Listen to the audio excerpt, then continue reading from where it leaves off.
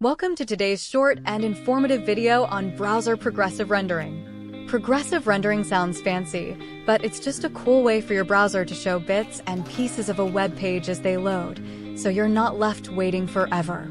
Think of it like this. You're at an art auction, and instead of waiting for the big reveal, you get to see each piece as it's wheeled in. Each piece being parts of a web page, text, images, or videos popping up on your screen as they're ready. This is super handy, especially on slow networks or data-heavy sites. Instead of staring into the void of a blank screen, you get to start exploring right away. One of the tools behind this magic is JSON streaming, which allows eyeball-friendly data to hit your screen progressively without needing all the info up front. Oh, quick fun fact.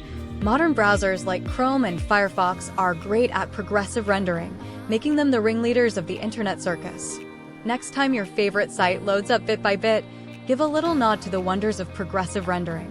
So, my friends, remember, it's not about how slow, it's about how show. Keep rendering progressively.